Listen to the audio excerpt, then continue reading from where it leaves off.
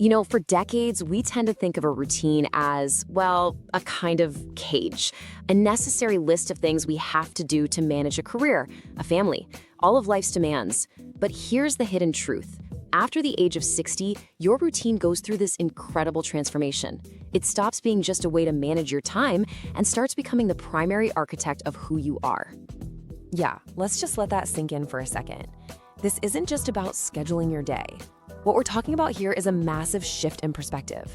See, when all those external things that defined you for so long, your job, your main role as a parent, when they start to fade, your brain, which is this amazing adaptive thing, starts looking for new instructions.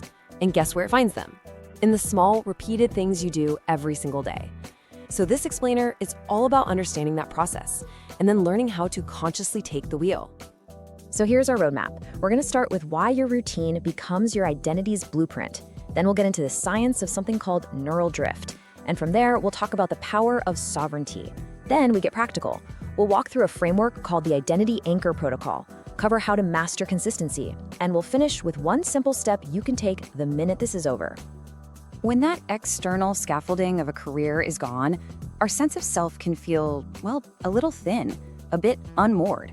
And in that new space, what neuroscience tells us is that our brain starts to define ourself based on what we're doing day to day. That morning coffee, that afternoon walk, they're not just habits anymore. They become these little neurological anchors for your identity. You aren't just doing a routine, you are actively programming a new identity into your brain, one small action at a time. Your daily choices are the building blocks, and your consistency, that's the tool you use to build. Okay, so let's get into what's actually going on inside your brain during this shift. Because this isn't just a vague feeling, it's a real biological process.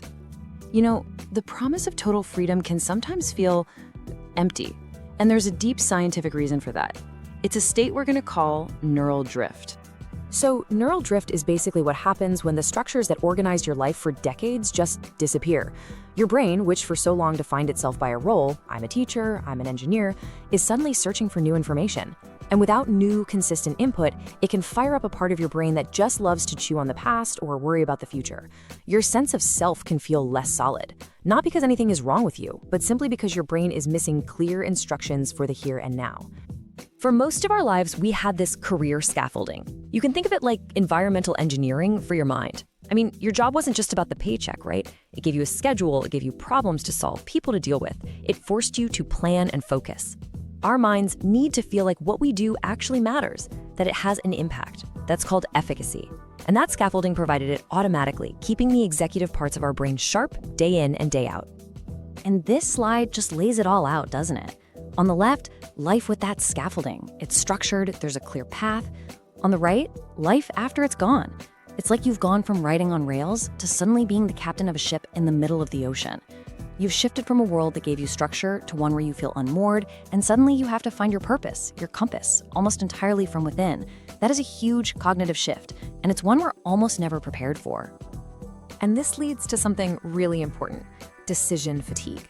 When you wake up and the day is a total blank slate, every single choice, what to have for breakfast, when to go out, who to call, it uses up a tiny bit of mental energy. It's like you have a budget of brain power for the day, and each little decision is a small withdrawal. It might not seem like a big deal, but it adds up, and it drains the energy you need for the good stuff, like creativity and learning. So a routine? It's not about boxing yourself in. It's actually a brilliant strategy to put the small stuff on autopilot so you can save your brain power for what really matters. So here's the big takeaway from all this. We have to shift our entire mindset.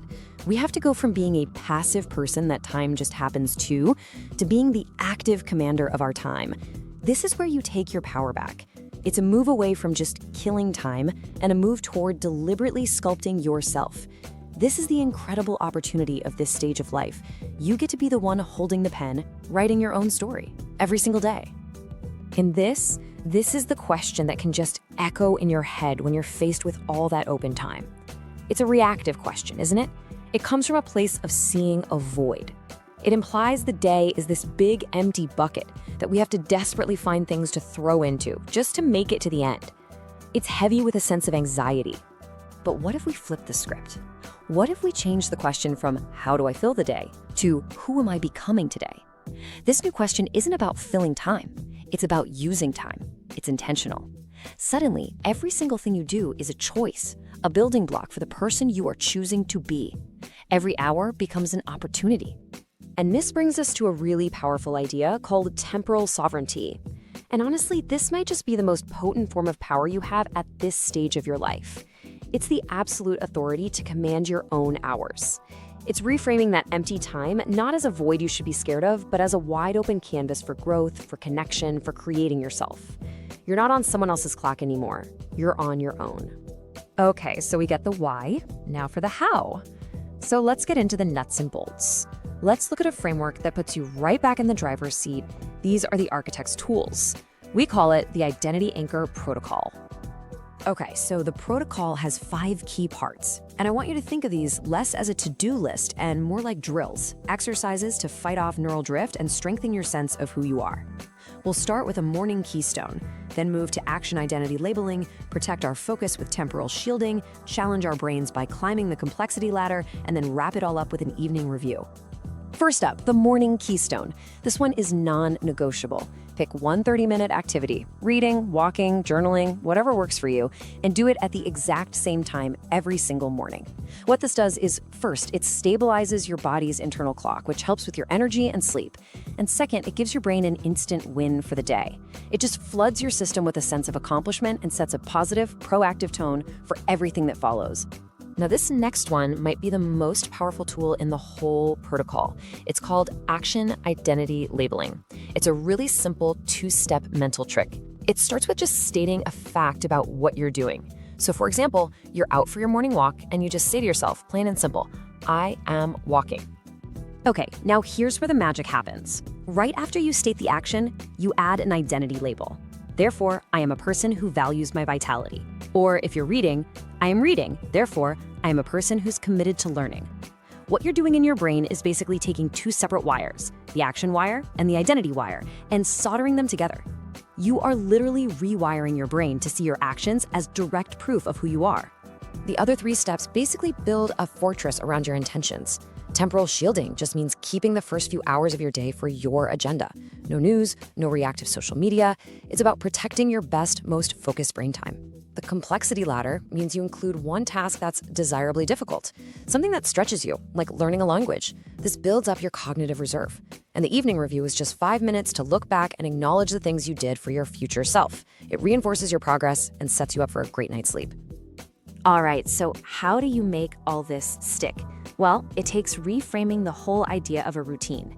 We need to move it out of the chore category and into the high-performance tool category. This isn't about limiting yourself, it's about finding freedom through structure. This is so important to get. Consistency at this stage of life is not about being rigid. It's a powerful, deliberate act of self-direction. It's a sophisticated biohack.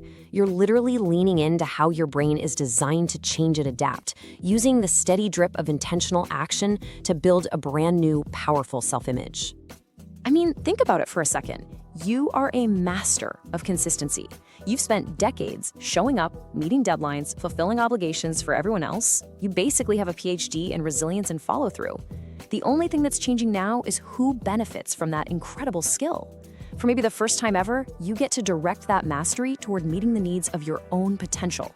That is the sovereignty of the second act. Okay, I know that was a lot to take in, from brain science to these practical steps. So let's bring it all home with one simple, tangible challenge. A single, achievable action you can take as soon as this is over. Because you don't build a cathedral overnight, right? You lay one stone at a time. 15 minutes, that's it. That's all it takes to start. Here's the challenge. Sometime in the next 24 hours, find just one 15-minute gap in your day. You know, that time in the afternoon where you kind of find yourself just drifting, maybe scrolling on your phone. And in that little window, you're going to intentionally place an identity anchor, a small task that reflects the person you're choosing to become. Read one chapter, do a puzzle, pick up an instrument. It's your first act of taking back the clock. Because in the end, your routine is the blueprint for your new identity, not just a list of chores. And the absolute best way to start building today is with that action identity labeling, consciously connecting what you do with who you are. The clock is no longer your master. You are its sovereign. This is all about taking back control with a calm, quiet confidence. Build the anchor, calmed mind, and lead your life with the order you deserve.